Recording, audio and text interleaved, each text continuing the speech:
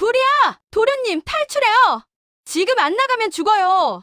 불길이 천장을 학듯 번지며 별장을 집어삼키고 있었습니다. 현관은 이미 화염에 뒤덮여 있었고 탈출구는 어디에도 보이지 않았습니다.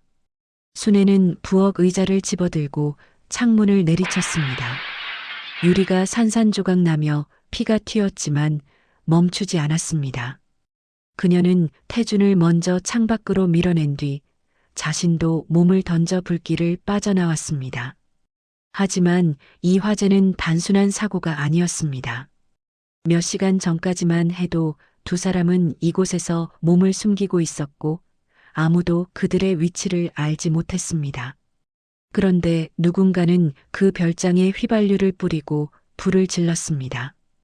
그날 밤 세상은 재벌가 막내 아들 강태준이 화재 속에서 죽었다고 믿게 됩니다.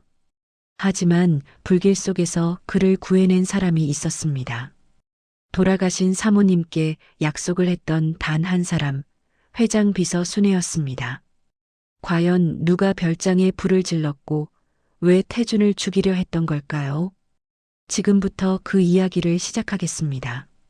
단 무료로 할 수 있는 구독과 좋아요는 사랑입니다. 이 이야기는 한 재벌가의 비극에서 시작됩니다. 형이 동생을 죽이려 했고 아버지는 그 사실을 알고 쓰러졌습니다. 하지만 모든 것이 끝난 줄 알았던 그 순간 한 여자가 모든 것을 뒤집어 놓았습니다. 그녀는 회장의 비서 순애였습니다. 이야기는 2달 전으로 거슬러 올라갑니다. 강성그룹 회장 강명석은 70세의 나이에도 여전히 카리스마 넘치는 사람이었습니다. 맨손으로 사업을 일으켜 대한민국 10대 그룹으로 키워낸 전설적인 기업가였죠. 하지만 요즘 그의 얼굴에는 그늘이 드리워져 있었습니다. 밤마다 서재에 홀로 앉아 한숨을 내쉬곤 했습니다. 후계자 문제 때문이었습니다. 장남 도혁은 이미 부회장 자리에 올라 회사의 실권을 쥐고 있었습니다. 40세의 나이에 냉철하고 계산적인 성격으로 임원들 사이에서는 두려움의 대상이었습니다. 회의실에서 도혁이 한마디 하면 모두가 숨을 죽였고 누구도 그에게 반대 의견을 내지 못했습니다. 표면적으로는 완벽한 후계자처럼 보였습니다. 하지만 회장은 알고 있었습니다. 도혁에게는 무언가가 부족하다는 것을요. 직원들의 눈빛에서 존경이 아닌 두려움만 보였습니다. 협력사 사람들은 도혁 앞에서 말을 아꼈고 뒤에서는 한숨을 내쉬었습니다. 사람의 마음을 얻는 따뜻함, 함께 성장하려는 마음, 그것이 도혁에게는 없었습니다. 회장은 걱정이 되었습니다. 저런 성격으로 회사를 이끌면 언젠가 큰 문제가 생길 거라는 것을요. 그러던 어느 봄날 회장에게 반가운 소식이 전해졌습니다. 막내 아들 태준이 해외 유학을 마치고 돌아온다는 것이었습니다. 회장의 얼굴에 오랜만에 미소가 번졌습니다. 태준은 회장이 가장 아끼는 아들이었습니다. 돌아가신 아내를 가장 많이 닮은 아이였거든요. 공항에 마중 나간 회장은 입국장에서 걸어 나오는 태준을 보자마자 눈시울이 붉어졌습니다. 32살이 된 태준은 훌쩍 커 있었지만 그 눈빛만큼은 여전히 어머니를 닮아 따뜻했습니다. 회장은 성큼성큼 다가가 아들의 어깨를 붙잡았습니다. 태준아, 많이 컸구나. 이제 아버지 곁에서 일해라. 내가 필요하다. 태준은 아버지의 손을 바라보았습니다. 예전보다 훨씬 깊어진 주름, 듬성듬성 보이는 검버섯, 그리고 미세하게 떨리는 손가락. 세월의 무게가 아버지에게도 어김없이 찾아왔다는 것을 느꼈습니다. 태준은 아버지의 손을 꼭 잡으며 말했습니다. 아버지, 열심히 배우겠습니다. 아버지 곁에서 힘이 되어 드릴게요. 회장의 입가에 환한 미소가 피어올랐습니다. 그 미소를 본 것이 언제였는지 주변 사람들도 기억하지 못할 정도였습니다. 태준이 회사에 출근한 첫날 회장은 임원들 앞에서 태준을 소개했습니다. 그리고 놀라운 발표를 했습니다. 신규 사업 프로젝트를 태준에게 맡기겠다는 것이었습니다. 친환경 에너지 분야로의 진출, 수천억 원이 투자되는 회사의 미래가 걸린 대형 프로젝트였습니다. 회의실에 술렁임이 퍼졌습니다. 임원들은 서로 눈빛을 교환했습니다. 갓 돌아온 막내에게 이렇게 중요한 일을 맡기다니요. 회장의 의도가 무엇인지 모두가 짐작했습니다. 후계 구도가 바뀌려는 것 아니냐는 수군거림이 복도마다 퍼져나갔습니다. 이 소식을 들은 도혁의 표정은 돌처럼 굳어졌습니다. 그는 자신의 집무실 커다란 통유리창 앞에 서서 바깥을 내려다보았습니다. 손이 미세하게 떨렸습니다. 이를 악물자 관자놀이에 핏줄이 돋아났습니다. 40년을 기다렸습니다. 태어나는 순간부터 후계자 수업을 받았습니다. 어린 시절 친구들과 놀 시간도 없이 공부했고 젊은 시절에는 잠을 줄여가며 일했습니다. 모든 것을 희생하며 이 자리까지 올라왔습니다. 그런데 해외에서 공부만 하고 돌아온 막내가 단숨에 자신의 자리를 위협하다니요. 도혁은 창밖을 바라보며 중얼거렸습니다. 아버지는 항상 그랬어. 태준이만 예뻐하셨지. 어린 시절이 떠올랐습니다. 아버지는 늘 바빴고 도혁에게는 엄격하기만 했습니다. 칭찬 한마디 들어본 기억이 없었습니다. 반면 막내 태준이 태어난 후로는 달랐습니다. 아버지는 태준에게만큼은 웃음을 보였고 안아주기도 했습니다. 그때부터 도혁의 가슴 한구석에는 얼음 같은 것이 자라기 시작했습니다. 도혁은 측근을 조용히 불렀습니다. 해가 지고 어둠이 내려앉은 집무실에서 낮은 목소리로 명령했습니다. 태준이를 지켜봐. 누구를 만나는지, 무슨 일을 하는지 모든 움직임을 빠짐없이 보고해. 측근이 고개를 깊이 숙였습니다. 알겠습니다, 부회장님. 빈틈없이 감시하겠습니다. 도혁의 눈빛이 차갑게 빛났습니다. 그 눈빛 속에는 단순한 경계심이 아니라 무언가 더 어두운 것이 있었습니다. 질투와 분노, 그리고 아직 형태를 갖추지 않은 어떤 계획이 꿈틀거리고 있었습니다. 이때 회장의 비서 순애는 두 형제 사이에 흐르는 긴장감을 누구보다 먼저 느꼈습니다. 회장 곁에서 20년 넘게 일한 그녀는 이 집안의 모든 것을 알고 있었습니다. 도혁이 태준을 바라볼 때 스치는 차가운 눈빛, 회의실에서 태준을 소개할 때 굳어버린 도혁의 표정, 그 모든 것을 순애는 놓치지 않았습니다. 순애는 47살로 35년 전 교통사고로 부모를 잃고 고아가 된 사람이었습니다.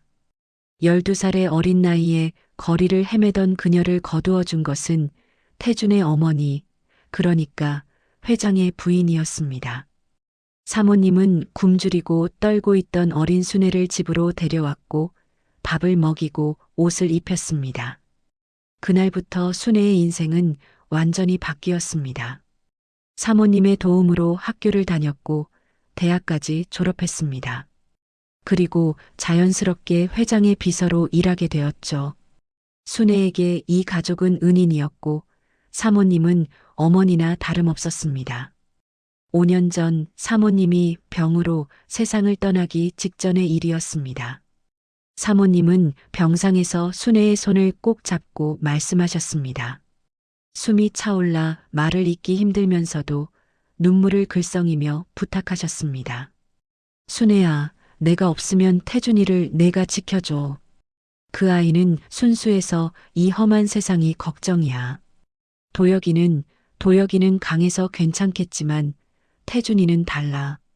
부탁이야. 순애는 사모님의 손을 꼭 쥐고 고개를 끄덕였습니다. 그 약속은 순애의 가슴 깊이 새겨져 단 하루도 잊은 적이 없었습니다. 그래서 지금 도혁이 태준을 바라보는 눈빛이 심상치 않다는 것을 느꼈을 때 순애의 마음은 돌덩이처럼 무거워졌습니다. 무언가 나쁜 일이 일어날 것 같았습니다. 아직 구체적으로 무엇인지는 알 수 없었지만 순애의 직감은 경고를 보내고 있었습니다. 재벌가의 권력 다툼이 얼마나 잔인해질 수 있는지 그녀는 오랜 세월 지켜보며 알고 있었으니까요. 순애는 조용히 다짐했습니다. 무슨 일이 있어도 태준을 지키겠다고요. 사모님과의 약속을 반드시 지키겠다고요. 하지만 이때까지만 해도 순애는 몰랐습니다. 도혁의 계획이 얼마나 치밀하고 잔인한 것인지를요. 그리고 곧 이 집안에 거대한 폭풍이 몰아칠 것이라는 것을요. 태준이 회사에 합류한 지 한 달이 지났습니다. 그 한 달 동안 태준은 놀라운 성과를 보여주었습니다. 신규 사업 프로젝트를 맡은 태준은 밤낮 없이 일했습니다. 새벽까지 자료를 분석하고 직접 현장을 뛰어다니며 거래처를 만났습니다.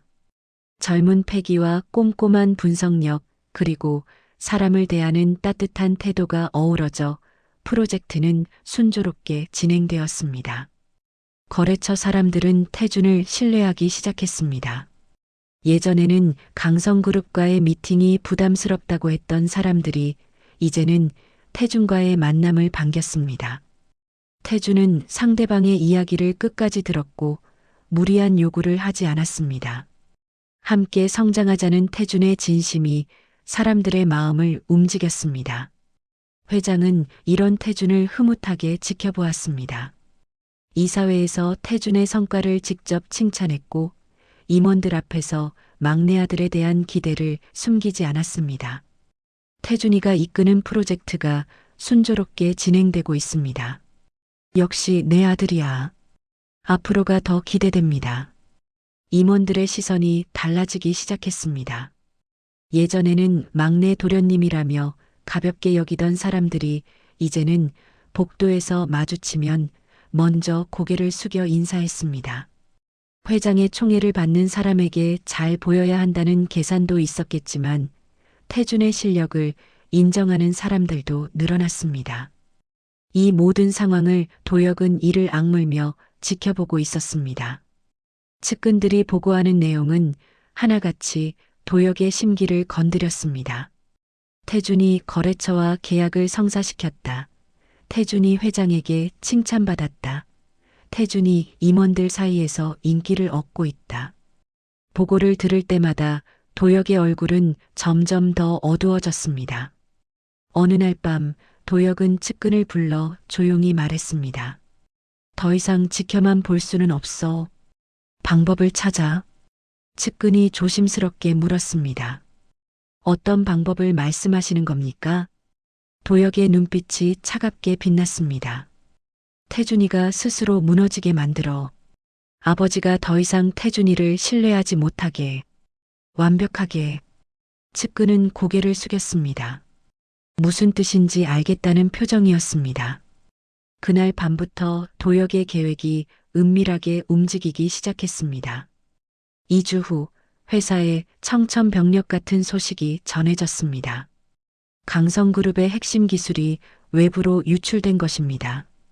수년간 연구개발팀이 심혈을 기울여 개발한 기술, 수백억 원이 투자된 그 기술이 경쟁사로 넘어갔습니다. 회사는 발칵 뒤집어졌습니다. 회장은 긴급 이사회를 소집했습니다. 회장의 얼굴은 창백하게 질려 있었습니다. 평소 카리스마 넘치던 모습은 온데간데없고 충격과 분노가 뒤섞인 표정이었습니다. 도대체 어떻게 된 거야? 누가 이런 짓을 한 거야? 회장의 고함이 회의실에 울려 퍼졌습니다.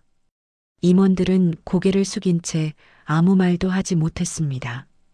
보안팀장이 떨리는 목소리로 조사 결과를 보고했습니다. 회장님, 조사 결과 유출 경로가 확인되었습니다. 회장이 다그쳤습니다. 어디야? 누구야? 보안팀장이 잠시 말을 멈췄습니다. 입술이 떨렸습니다. 그리고 믿기 어렵다는 표정으로 말했습니다. 기술 자료가 태준 상무님의 업무용 컴퓨터에서 외부로 전송된 것으로 확인되었습니다. 회의실이 술렁거렸습니다. 임원들이 서로 눈빛을 교환했습니다. 회장의 눈이 커졌습니다. 믿을 수 없다는 표정이었습니다. 뭐라고? 태준이 컴퓨터에서? 보안팀장이 고개를 숙이며 말을 이었습니다. 그뿐만이 아닙니다.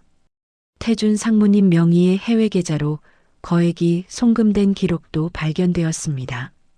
금액은 20억 원입니다. 회의실이 얼어붙었습니다. 숨소리조차 들리지 않았습니다. 모든 시선이 태준에게 쏠렸습니다. 태준은 자신의 귀를 의심했습니다. 지금 무슨 말을 들은 건지 이해할 수가 없었습니다. 심장이 쿵쿵 뛰었고 손바닥에 식은땀이 흘렀습니다.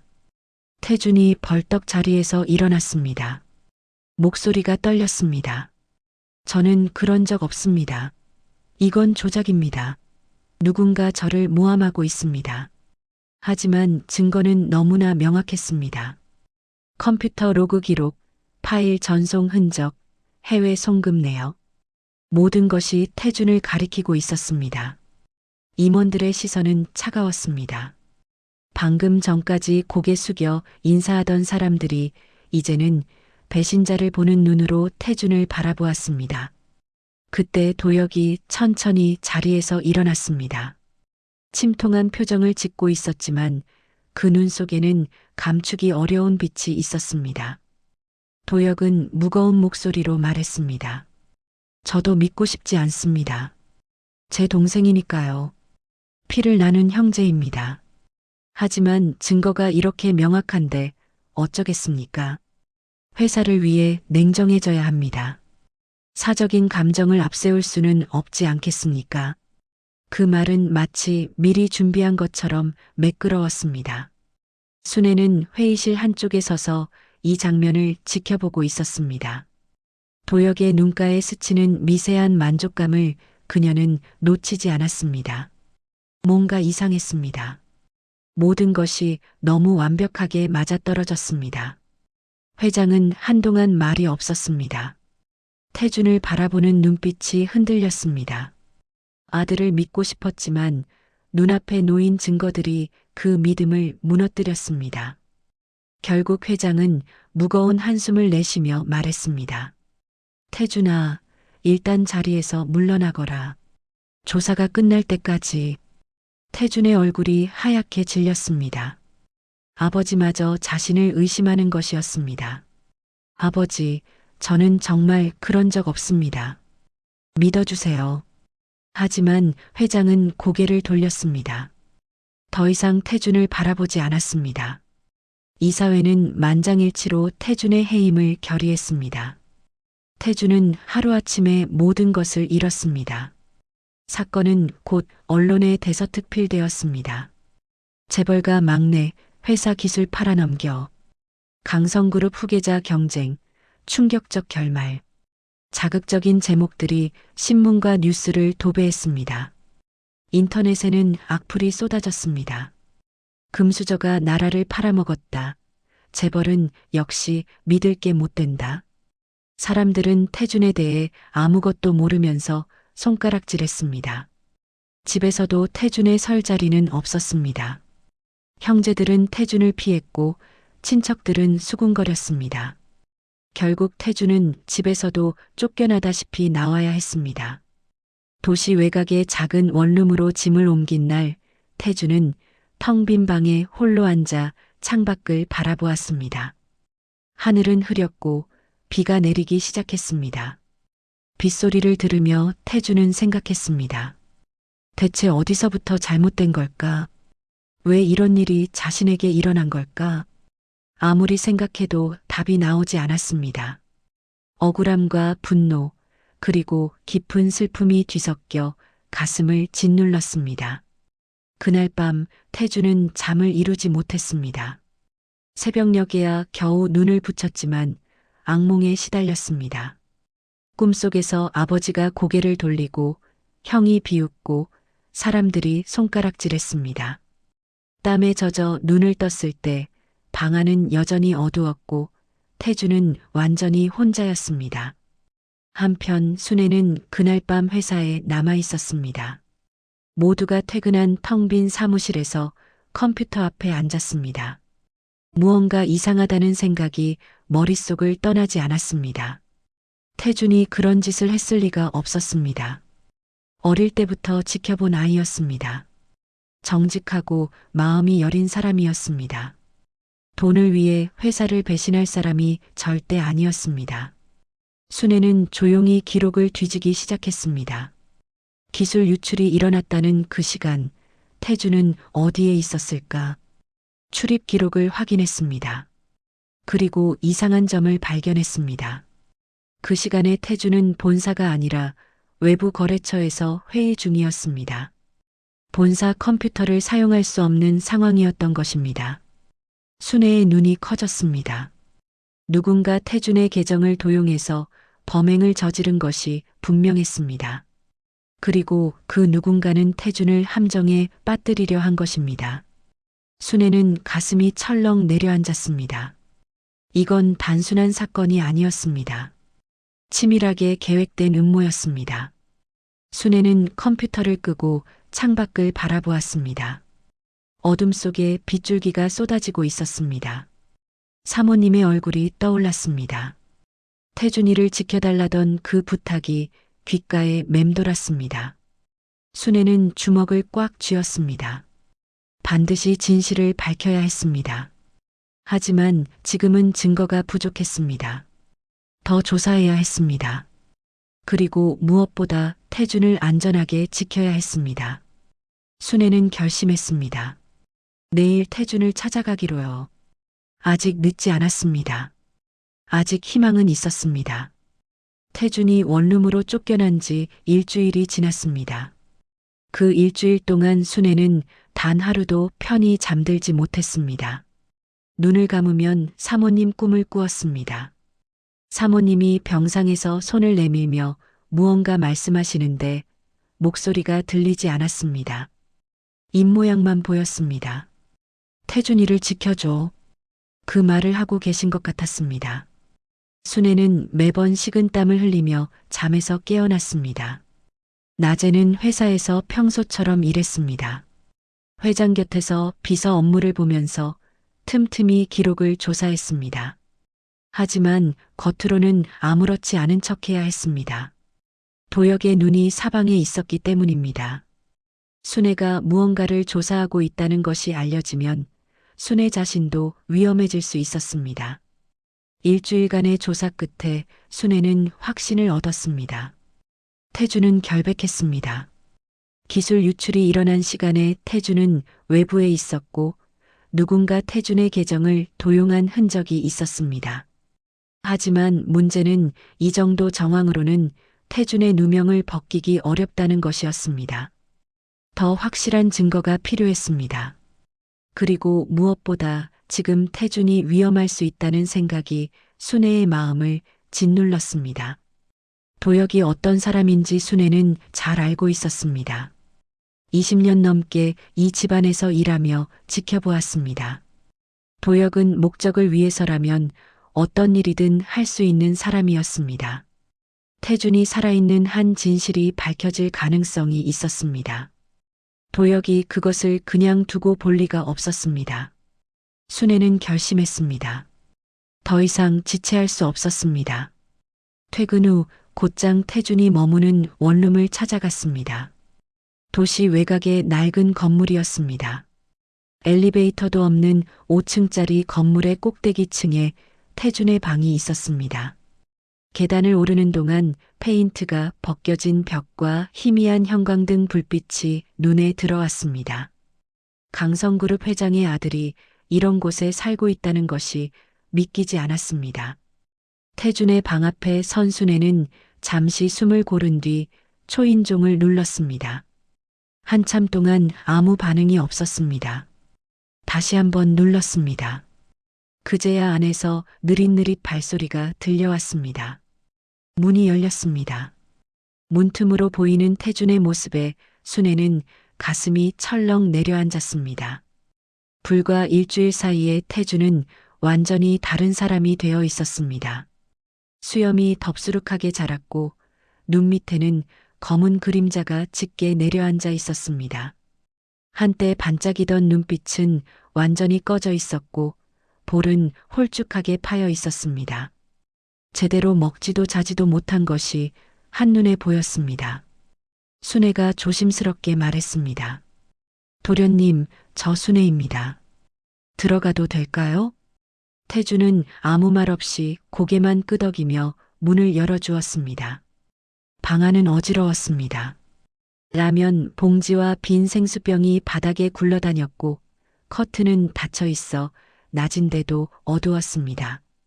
며칠째 환기를 하지 않은 듯 퀴퀴한 냄새가 코를 찔렀습니다. 순애는 먼저 창문을 열었습니다.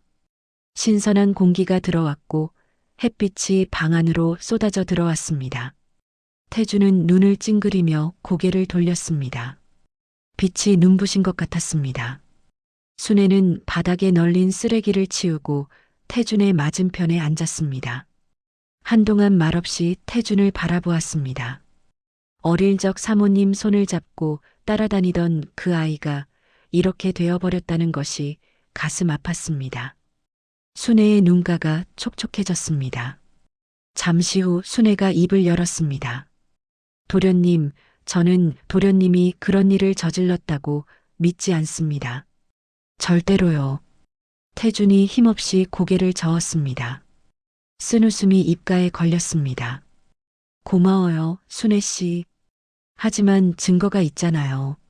아버지도 형도 세상 모든 사람이 저를 범인으로 보는데 이제 와서 뭘 어쩌겠어요.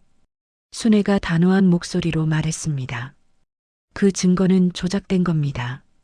제가 확인했어요. 기술이 유출된 시간에 도련님은 외부 회의 중이셨잖아요. 본사 컴퓨터를 쓸 수 없는 상황이었어요. 누군가 도련님 계정을 도용해서 도련님을 함정에 빠뜨린 겁니다. 태준의 눈이 커졌습니다. 처음으로 눈빛에 작은 생기가 돌았습니다. 하지만 금방 다시 어두워졌습니다. 그래도 소용없어요. 누가 제 말을 믿겠어요. 아버지도 안 믿는데 이미 끝난 거예요. 태준은 고개를 떨구었습니다. 어깨가 축 처져 있었습니다.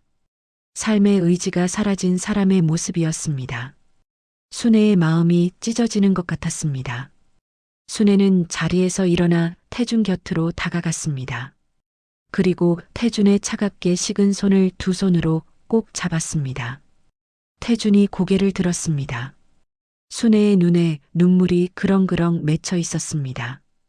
도련님, 저는 사모님께 약속했습니다. 도련님을 지키겠다고요. 사모님이 돌아가시기 전에 제 손을 잡고 부탁하셨어요. 태준이를 지켜달라고요.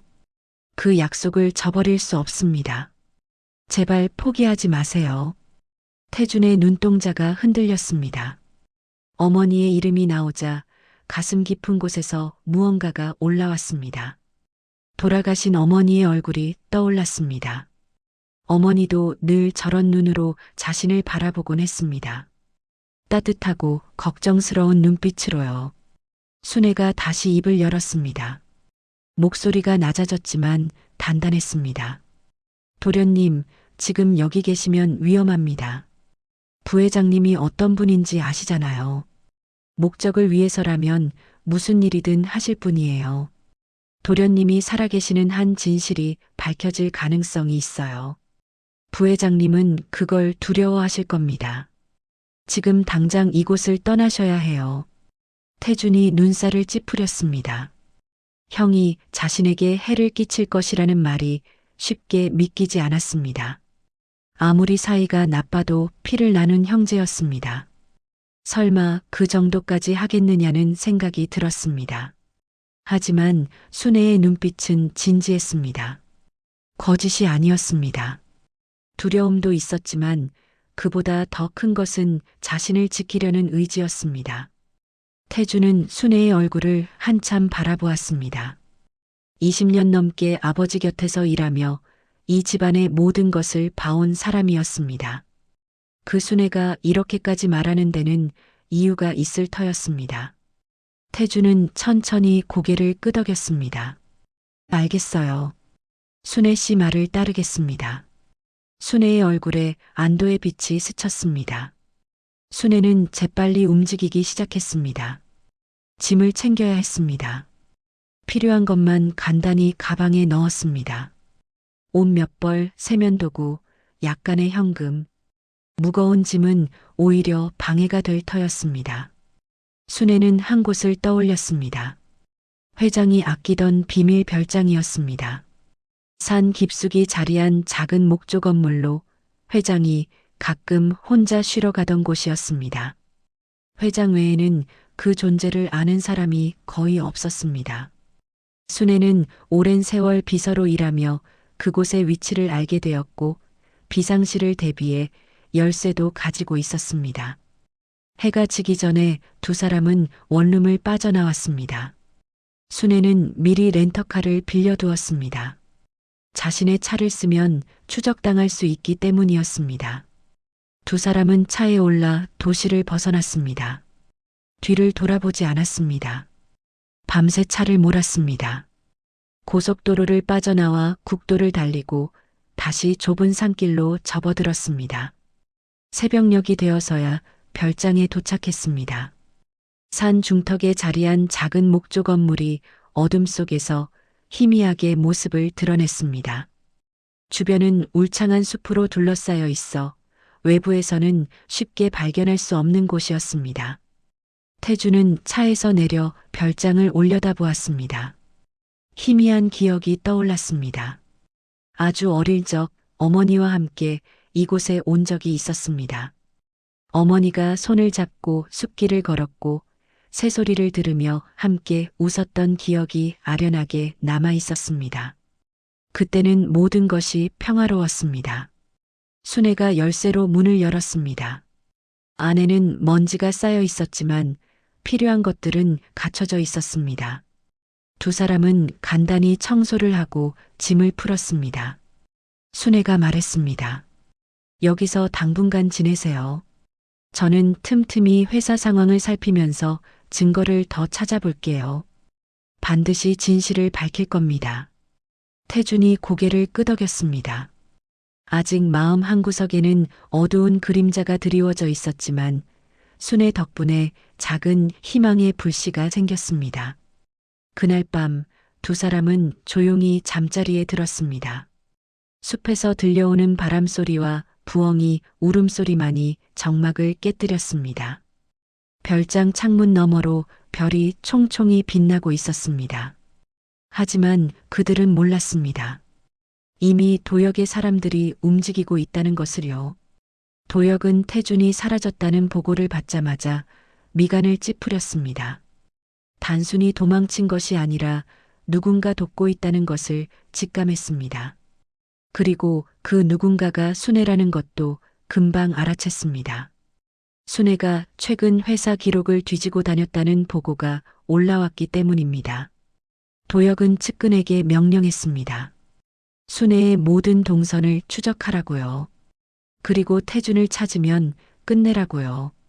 측근은 고개를 깊이 숙였습니다. 무슨 뜻인지 정확히 알겠다는 표정이었습니다. 도역의 사람들이 순애의 동선을 추적하기 시작했습니다. 그물이 좁혀지고 있었습니다. 태준과 순애는 아직 그 사실을 모른 채 별장에서 첫 밤을 보내고 있었습니다. 평화로운 밤이었습니다. 하지만 그 평화는 오래가지 못할 터였습니다. 별장에서의 첫날은 평화로웠습니다. 태준은 오랜만에 깊은 잠을 잤습니다. 새소리에 눈을 떴을 때 창문 사이로 햇살이 부드럽게 들어오고 있었습니다. 도시의 원룸에서 악몽에 시달리던 것이 거짓말처럼 느껴졌습니다. 숲의 공기는 맑았고 바람은 시원했습니다. 순애는 아침 일찍 일어나 간단한 식사를 준비했습니다. 별장에 남아있던 쌀과 통조림으로 죽을 끓였습니다. 두 사람은 마주 앉아 조용히 식사를 했습니다. 말은 많지 않았지만 그 침묵이 불편하지는 않았습니다. 식사를 마친 후 순애가 말했습니다. 도련님, 저는 내일 한번 시내에 다녀올게요. 필요한 물건도 사고 회사 상황도 슬쩍 살펴보려고요. 여기서 조용히 계세요. 태준이 고개를 끄덕였습니다. 조심해요, 순애 씨. 무리하지 말고요. 순애는 미소를 지으며 고개를 끄덕였습니다. 태준의 눈빛에 조금씩 생기가 돌아오고 있었습니다. 그것만으로도 순애는 마음이 놓였습니다. 하루가 지났습니다. 별장에서의 둘째 날도 평온하게 흘러갔습니다. 태준은 별장 주변을 산책하며 마음을 추스렸습니다. 어릴 적 어머니와 이 숲길을 걸었던 기억이 조금씩 떠올랐습니다. 어머니의 손은 따뜻했고 목소리는 부드러웠습니다. 그 기억이 태준의 마음을 조금씩 녹여주었습니다. 저녁이 되자 순애가 시내에서 돌아왔습니다. 생필품과 음식을 사왔고 회사 상황에 대한 소식도 가져왔습니다. 회사는 여전히 기술 유출 사건으로 시끄러웠고 도혁이 사건 수습을 명목으로 더 많은 권한을 가져가고 있다고 했습니다. 회장은 충격으로 건강이 좋지 않다는 이야기도 들렸습니다. 태준은 아버지 걱정에 마음이 무거워졌지만 지금 당장 할 수 있는 일이 없었습니다. 순애는 태준을 안심시키며 말했습니다. 조금만 기다리면 증거를 찾을 수 있을 거라고, 반드시 진실을 밝힐 수 있을 거라고요. 태준은 순애의 말을 믿기로 했습니다. 지금은 그것밖에 할 수 있는 일이 없었습니다. 그날 밤 두 사람은 일찍 잠자리에 들었습니다. 태준은 1층 거실 소파에서, 순애는 2층 작은 방에서 잠을 청했습니다. 숲은 고요했습니다. 바람소리와 간간이 들려오는 부엉이 울음소리 외에는 아무 소리도 들리지 않았습니다. 평화로운 밤이었습니다. 하지만 그 평화는 오래가지 못했습니다. 밤 11시가 넘어 숲은 칠흑 같은 어둠에 잠겨 있었습니다. 달빛조차 구름에 가려 별장 주변은 아무것도 보이지 않았습니다. 그 어둠 속에서 검은 옷을 입은 남자들이 소리 없이 움직이고 있었습니다. 5명이었습니다. 그들은 별장 주변을 포위하듯 자리를 잡았습니다.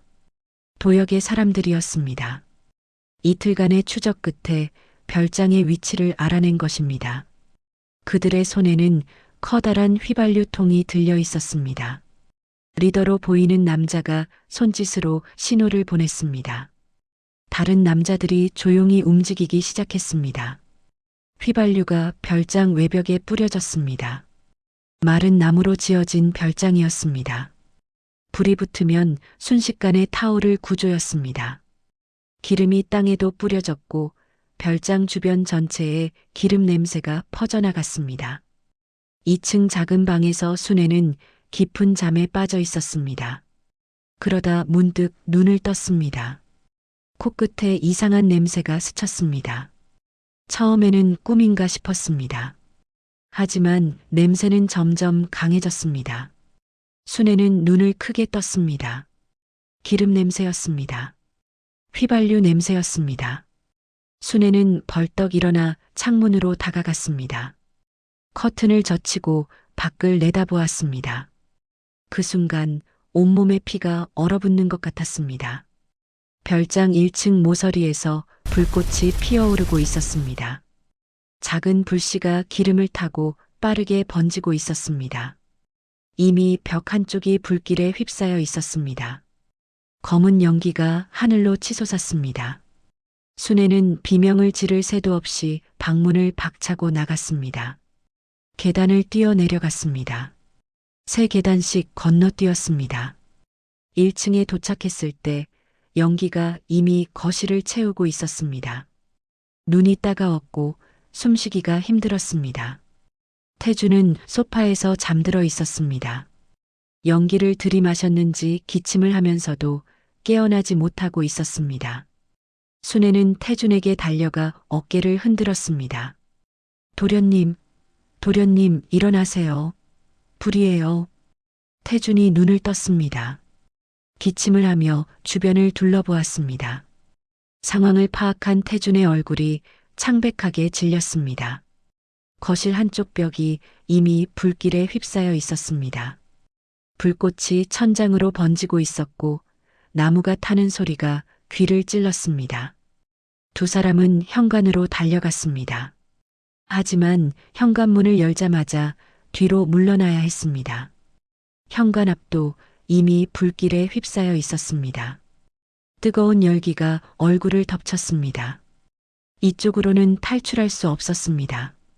순애는 재빨리 주변을 살폈습니다. 연기 때문에 앞이 잘 보이지 않았습니다. 눈물이 흘러내렸습니다. 기침이 멈추지 않았습니다. 하지만 포기할 수 없었습니다. 반드시 탈출구를 찾아야 했습니다. 뒤쪽 창문이 눈에 들어왔습니다. 부엌 쪽에 있는 작은 창문이었습니다. 아직 그쪽으로는 불이 번지지 않은 것 같았습니다. 순애는 태준의 손을 잡고 부엌으로 달려갔습니다. 창문 앞에 섰습니다. 잠겨 있었습니다. 순애는 주변을 둘러보다가 부엌 의자를 집어들었습니다. 온 힘을 다해 창문을 내리쳤습니다. 한 번, 두 번, 세 번째에 유리가 산산조각 나며 깨졌습니다. 유리 파편이 튀었고 순애의 손에서 피가 흘렀습니다. 하지만 신경 쓸 겨를이 없었습니다. 순애가 소리쳤습니다. 도련님, 먼저 나가세요. 어서요. 태준이 망설였습니다. 순애를 두고 먼저 나갈 수 없다는 표정이었습니다. 하지만 순애가 태준의 등을 밀었습니다. 시간 없어요. 제발 먼저 나가세요. 태준은 창문을 넘어 밖으로 뛰어내렸습니다. 땅바닥에 구르며 착지했습니다. 순애도 바로 뒤따라 창문을 넘었습니다. 뾰족한 유리 파편이 팔을 스쳤지만 멈추지 않았습니다. 몸을 던지듯 창문을 빠져나왔습니다. 두 사람은 땅바닥을 구르며 별장에서 벗어났습니다. 그리고 뒤를 돌아보았습니다. 별장 전체가 불길에 휩싸여 있었습니다. 붉은 불꽃이 밤하늘을 물들이며 타올랐습니다. 나무가 무너지는 소리, 유리가 깨지는 소리가 섞여 울렸습니다. 조금만 더 늦었으면 두 사람 모두 저 불길 속에 있었을 것입니다. 태준은 땅에 주저앉아 거친 숨을 몰아쉬었습니다. 온몸이 그을음으로 뒤덮여 있었고 손이 떨렸습니다. 순애의 손에서는 피가 흘러내렸지만 그녀는 아픔을 느끼지 못하는 듯 했습니다. 아드레날린이 몸을 지배하고 있었습니다. 잠시 숨을 돌린 후 순애가 태준의 팔을 잡았습니다. 도련님, 여기 있으면 안 돼요. 저 사람들이 아직 근처에 있을 수 있어요. 빨리 숲으로 들어가야 해요. 태준이 고개를 끄덕였습니다. 두 사람은 일어나 어둠 속으로 뛰기 시작했습니다. 울창한 숲이 두 사람을 감싸 안았습니다. 나뭇가지에 긁히고 돌부리에 걸려 넘어지면서도 멈추지 않았습니다. 한참을 달린 뒤에야 두 사람은 멈춰 섰습니다. 태준은 나무에 등을 기대고 거친 숨을 내쉬었습니다. 심장이 터질 것 같았습니다. 멀리서 별장이 타는 불빛이 희미하게 보였습니다. 연기 기둥이 밤하늘로 피어올랐습니다. 태준이 떨리는 목소리로 말했습니다. 형이 이런 짓까지 하다니. 나를 죽이려고 하다니. 목소리가 갈라졌습니다. 분노와 슬픔과 배신감이 뒤섞여 있었습니다. 피를 나눈 형이 자신을 죽이려 했다는 사실이 믿기지 않았습니다. 하지만 눈앞에서 타오르는 불길이 그 사실을 증명하고 있었습니다. 순애가 태준의 팔을 꼭 잡았습니다. 도련님, 지금은 슬퍼할 때가 아닙니다. 살아남아야 해요. 살아남아서 진실을 밝혀야 합니다. 그래야 사모님과의 약속을 지킬 수 있어요. 태준은 순애를 바라보았습니다. 그녀의 얼굴은 그을음으로 검게 물들어 있었고 손에서는 여전히 피가 흘렀습니다. 하지만 눈빛만은 흔들리지 않았습니다. 단단했습니다. 태준은 고개를 끄덕였습니다. 눈가에 눈물이 맺혔지만 흘러내리지는 않았습니다. 이를 악물었습니다. 살아야 했습니다. 살아남아서 반드시 진실을 밝혀야 했습니다. 형에게, 세상에, 아버지에게 자신이 결백하다는 것을 증명해야 했습니다. 두 사람은 다시 걷기 시작했습니다. 어디로 가야 할지 알 수 없었지만 일단 이곳에서 벗어나야 했습니다. 어둠 속에서 두 사람의 발소리만이 울렸습니다. 그들 뒤로 별장은 완전히 무너져 내리고 있었습니다. 불길이 잦아들 때쯤 도역의 사람들은 그 모습을 확인하고 자리를 떴습니다. 임무 완료. 그들은 그렇게 생각했습니다. 그리고 도역에게 보고했습니다. 일이 끝났다고요. 다음 날 아침 소방서에서 화재 진압을 마쳤습니다. 별장은 완전히 잿더미가 되어 있었습니다. 검게 그을린 기둥 몇 개만 앙상하게 남아 있었고 나머지는 모두 재로 변해 있었습니다. 소방관들이 현장을 조사했지만 불길이 너무 강했던 탓에 남은 것이 거의 없었습니다. 경찰도 출동했습니다. 현장을 둘러본 경찰은 전기 합선으로 인한 화재로 추정된다고 발표했습니다. 오래된 목조 건물이라 불이 빠르게 번졌고 내부에 사람이 있었다면 생존이 어려웠을 것이라는 의견도 덧붙였습니다. 별장 주인이 강성그룹 회장이라는 것이 알려지자 기자들이 몰려들었습니다. 그날 오후 뉴스 속보가 전국에 퍼졌습니다. 강성그룹 회장의 비밀 별장에서 화재 발생, 내부에서 시신 추정 흔적 발견, 기술 유출 사건으로 해임된 강태준 전 상무가 은신 중이던 곳으로 추정. 자극적인 제목들이 화면을 채웠습니다. 사람들은 수군거렸습니다. 재벌가 막내가 도망치다 불에 타 죽었다고요. 어떤 사람들은 자업자득이라며 손가락질했고 어떤 사람들은 안타깝다며 고개를 저었습니다. 강성그룹 본사에도 이 소식이 전해졌습니다. 임원들이 술렁거렸고 직원들이 웅성거렸습니다. 회장 비서실에서는 전화가 쉴 새 없이 울렸습니다. 하지만 정작 회장에게는 아직 이 소식이 전해지지 않았습니다. 임원들은 어떻게 보고해야 할지 몰라 발을 동동 굴렀습니다. 도역은 자신의 집무실에서 뉴스를 지켜보고 있었습니다. 화면에 별장의 잔해가 비춰질 때 그의 입꼬리가 미세하게 올라갔습니다. 계획대로였습니다. 모든 것이 완벽하게 진행되었습니다. 이제 태주는 없었습니다.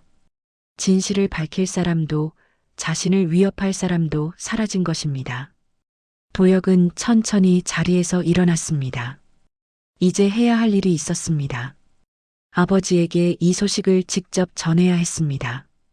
슬픈 표정을 연습했습니다. 거울 앞에서 눈을 내리깔고 입술을 굳게 다물었습니다. 완벽한 비극의 형의 모습이었습니다. 회장은 자신의 집무실에서 서류를 검토하고 있었습니다. 며칠째 태준 생각에 잠을 제대로 자지 못한 터라 얼굴이 많이 수척해져 있었습니다. 기술 유출 사건 이후 태준을 내쳤지만 마음 한구석에서는 계속 의문이 들었습니다. 정말 태준이 그런 짓을 했을까? 그 아이가 왜 그랬을까? 아무리 생각해도 이해가 되지 않았습니다. 그때 집무실 문이 열리고 도역이 들어왔습니다.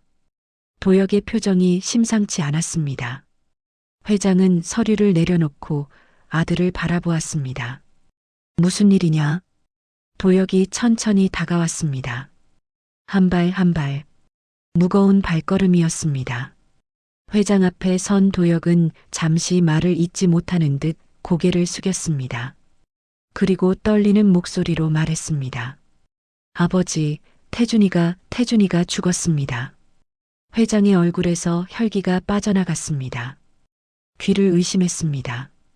지금 무슨 말을 들은 건지 이해할 수가 없었습니다. 뭐라고? 지금 무슨 소리를 하는 거냐? 도역이 고개를 들었습니다. 눈가가 붉었습니다. 눈물이 맺힌 것처럼 보였습니다. 완벽한 연기였습니다. 별장에서 화재가 났습니다. 아버지 별장이요. 태준이가 거기 숨어 있었던 것 같습니다. 소방서에서 연락이 왔는데 내부에서 시신 흔적이 발견되었다고 합니다. 회장은 아무 말도 하지 못했습니다. 입술이 파르르 떨렸습니다. 손에 들고 있던 펜이 바닥으로 떨어졌습니다. 딸깍 작은 소리가 조용한 집무실에 울렸습니다. 태준이가 죽었다고? 회장의 목소리는 갈라져 있었습니다. 믿을 수 없다는 표정이었습니다. 아니, 믿고 싶지 않은 표정이었습니다. 막내 아들이었습니다. 아내를 가장 닮은 아들이었습니다. 비록 기술 유출 사건으로 내쳤지만 마음속으로는 여전히 아끼던 아들이었습니다. 그런 아들이 죽었다니요. 회장은 책상을 짚고 일어서려 했습니다. 하지만 다리에 힘이 들어가지 않았습니다. 비틀거렸습니다. 도역이 다가와 부축하려 했지만 회장은 손을 저었습니다. 태준이가 내 아들이. 회장의 눈에서 눈물이 흘러내렸습니다. 70년 인생에서 사람들 앞에서 눈물을 보인 적이 거의 없는 사람이었습니다. 아내가 세상을 떠났을 때도 장례식장에서는 눈물을 참았습니다. 하지만 지금은 참을 수가 없었습니다. 눈물이 주름진 볼을 타고 흘러내렸습니다. 그 순간 회장의 얼굴이 일그러졌습니다. 왼쪽 가슴을 움켜쥐었습니다. 심장이 쥐어짜이는 것 같은 통증이 밀려왔습니다. 숨을 쉴 수가 없었습니다. 회장은 그대로 쓰러졌습니다. 바닥에 무너지듯 쓰러지는 소리가 집무실에 울렸습니다. 도역이 소리쳤습니다. 아버지, 사람 살려. 빨리 구급차를 불러. 직원들이 달려왔습니다. 난리가 났습니다. 회장은 의식을 잃은 채 바닥에 누워 있었습니다. 얼굴은 창백했고 입술은 파랗게 질려 있었습니다. 119에 신고가 들어갔고 구급차가 출동했습니다. 회장은 곧바로 병원으로 이송되었습니다. 병원 응급실은 긴박하게 돌아갔습니다. 의료진이 회장을 둘러싸고 응급처치를 했습니다. 심근경색이었습니다. 수술이 필요했습니다. 가족들에게 연락이 갔고 도역을 비롯한 가족들이 병원으로 달려왔습니다. 수술은 3시간 넘게 계속되었습니다. 수술실 앞 복도에서 가족들이 초조하게 기다렸습니다. 도역은 걱정스러운 표정을 짓고 있었지만 그의 머릿속은 다른 생각으로 가득 차 있었습니다. 아버지가 이대로 깨어나지 못한다면 어떻게 될까? 그러면 자신이 자연스럽게 회사를 물려받을 수 있을 것입니다. 물론 아버지가 살아난다 해도 상관없었습니다. 어차피 태주는 없으니까요. 수술이 끝났습니다. 의사가 나와 설명했습니다. 수술은 성공적이었지만 회장의 상태가 좋지 않다고 했습니다. 의식이 돌아올지 돌아온다 해도 언제가 될지 알 수 없다고 했습니다. 당분간 중환자실에서 집중 치료를 받아야 한다고 했습니다. 그날 밤 회장은 중환자실 침대에 누워 있었습니다. 온몸에 관이 연결되어 있었고 기계가 규칙적으로 소리를 내며 심장 박동을 표시했습니다. 의식은 돌아오지 않았습니다. 70년을 강철같이 살아온 사람이 한순간에 무너져 있었습니다. 다음 날 강성그룹은 긴급 이사회를 열었습니다. 회장이 쓰러진 상황에서 회사를 이끌 사람이 필요했습니다. 당연히 부회장인 도역이 그 역할을 맡게 되었습니다. 이사회는 만장일치로 도역을 회장 대행으로 임명했습니다. 도역은 회장 자리에 앉았습니다. 아버지가 앉던 그 자리였습니다. 커다란 가죽 의자에 몸을 기대며 도역은 창밖을 바라보았습니다. 서울 시내가 한눈에 내려다 보였습니다. 입꼬리가 올라갔습니다. 드디어 이 자리에 앉게 된 것입니다. 40년을 기다렸습니다. 이제 모든 것이 자신의 것이었습니다. 언론은 연일 강성그룹 소식을 보도했습니다. 회장 쓰러지고 막내 사망. 장남 도역이 회장 대행으로 취임. 재계에서는 도역에게 조의를 표하며 어려운 시기를 잘 이겨내라고 격려했습니다. 도혁은 슬픔에 잠긴 표정으로 인터뷰에 응했습니다. 동생의 죽음이 너무 안타깝고 아버지의 쾌유를 빈다고요. 사람들은 그의 말에 고개를 끄덕였습니다. 한편 태준과 순애는 살아 있었습니다. 불길 속에서 가까스로 탈출한 두 사람은 밤새 숲을 헤맸습니다. 새벽녘에 작은 마을에 도착했고 낡은 여관에서 하룻밤을 보냈습니다. 순애는 손에 입은 상처를 치료했고 두 사람은 지친 몸을 겨우 눕혔습니다. 다음 날 순애는 편의점에서 신문을 샀습니다. 일면 기사를 보는 순간 순애의 얼굴이 굳어졌습니다. 강성그룹 막내 별장 화재로 사망 추정, 회장 충격으로 쓰러져 병원 이송, 장남 도혁 회장 대행 취임. 순애는 급히 여관으로 돌아왔습니다. 신문을 본 태준의 얼굴에서 혈기가 빠져나갔습니다. 아버지가 쓰러졌다는 소식에 가슴이 무너지는 것 같았습니다. 자신 때문이었습니다. 자신이 죽었다는 소식에 아버지가 쓰러진 것이었습니다. 태준은 신문을 든 채 한동안 말이 없었습니다.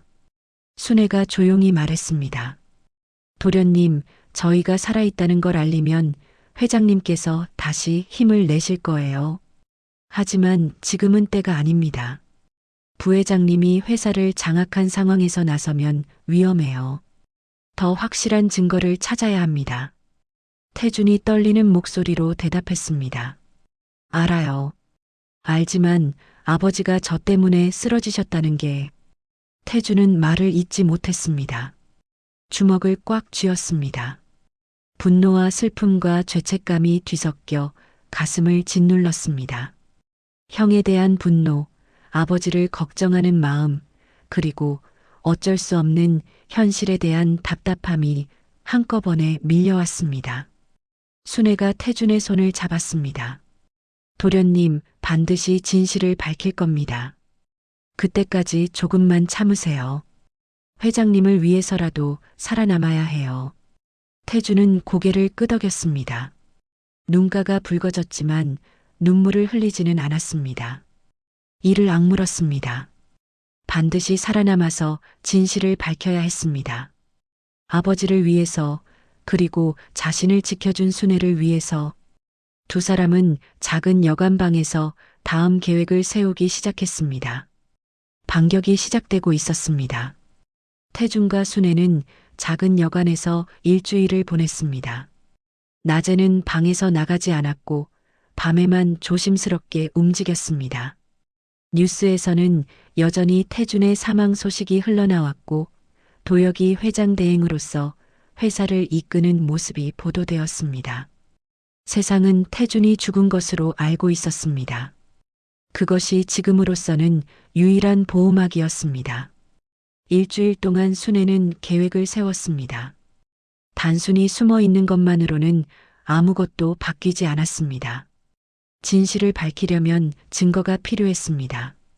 도혁이 태준을 함정에 빠뜨렸다는 증거, 별장에 불을 지르라고 명령했다는 증거. 그것이 없으면 아무도 태준의 말을 믿지 않을 터였습니다. 순애는 20년 넘게 회장 곁에서 일했습니다. 회장의 모든 일정을 관리했고 회장의 비밀까지 알고 있었습니다. 그중 하나가 회장의 비밀 금고였습니다. 저택 서재에 숨겨진 금고로 회장이 중요한 물건들을 보관하는 곳이었습니다. 회장은 평소에 혼잣말처럼 말하곤 했습니다. 만약 자신에게 무슨 일이 생기면 금고를 확인하라고요. 거기에 중요한 것들이 있다고요. 순애는 그 금고에 무엇이 있는지 정확히 알지 못했습니다. 하지만 회장이 그토록 중요하게 여긴 것이라면 분명 쓸모가 있을 거라고 생각했습니다. 문제는 저택에 잠입해야 한다는 것이었습니다. 지금 저택은 도혁의 영역이었습니다. 들키면 끝이었습니다. 어느 날 밤 순애가 태준에게 말했습니다. 도련님, 저 내일 밤에 저택에 다녀오겠습니다. 태준이 눈을 크게 떴습니다.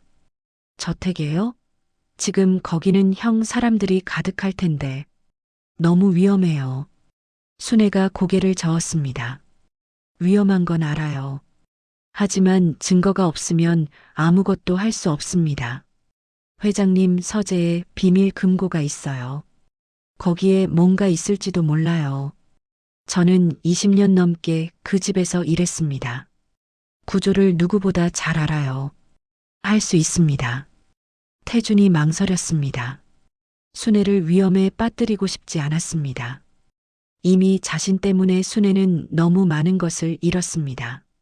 직장도, 안전도, 평범한 일상도 모두 포기했습니다.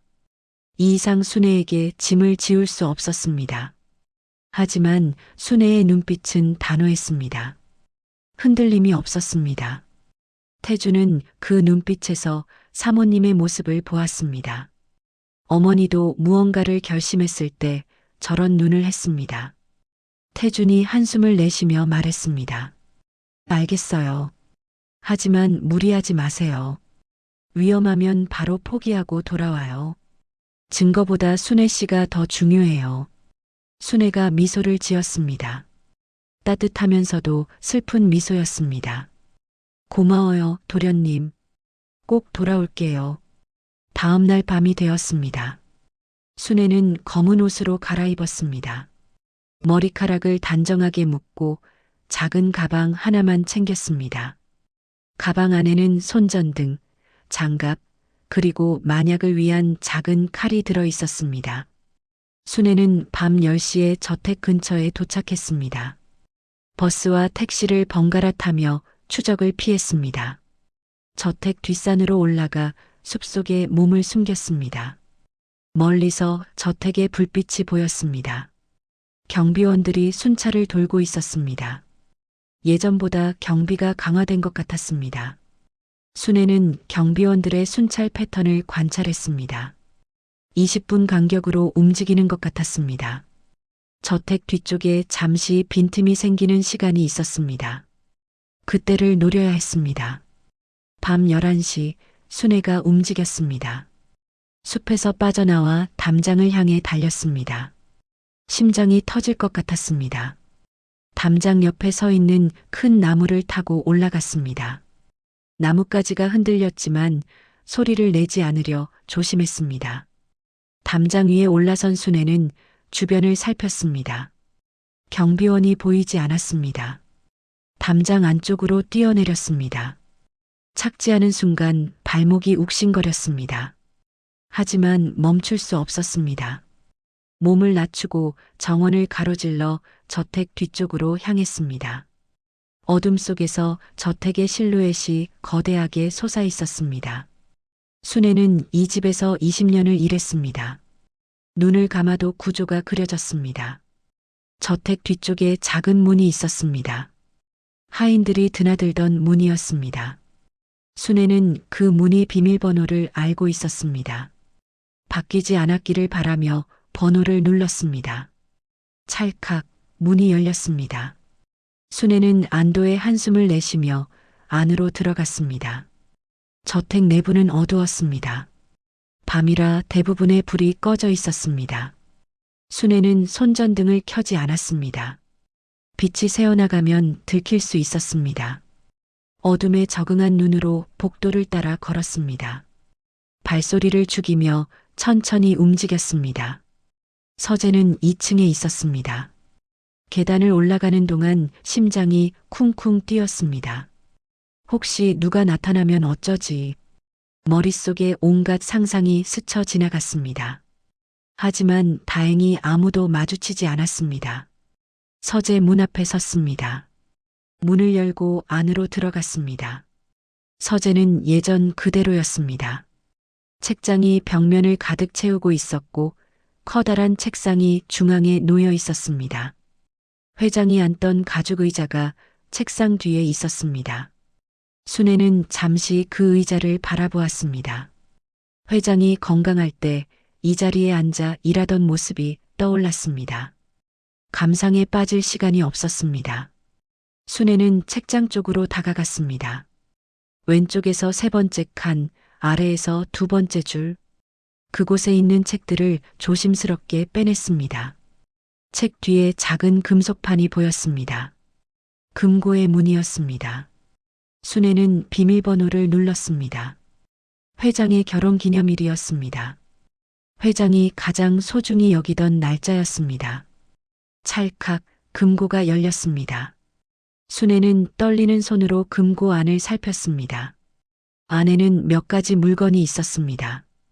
오래된 편지 묶음, 사모님의 사진, 그리고 작은 USB 하나.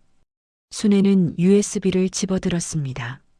무엇이 들어있는지 알 수 없었지만 직감적으로 이것이 중요하다는 것을 느꼈습니다. 그때 복도에서 발소리가 들렸습니다. 순애는 숨을 멈췄습니다. 심장이 멎는 것 같았습니다. 발소리가 점점 가까워졌습니다. 서재 문 앞에서 멈췄습니다. 누군가 문 앞에 서 있었습니다. 순애는 재빨리 책상 아래로 숨었습니다. 몸을 최대한 작게 웅크렸습니다. 숨소리조차 죽였습니다. 문이 열렸습니다. 불빛이 서재 안으로 들어왔습니다. 경비원인 것 같았습니다. 손전등 빛이 서재 안을 훑었습니다. 순애는 눈을 꼭 감았습니다. 제발, 제발 지나가게 해주세요.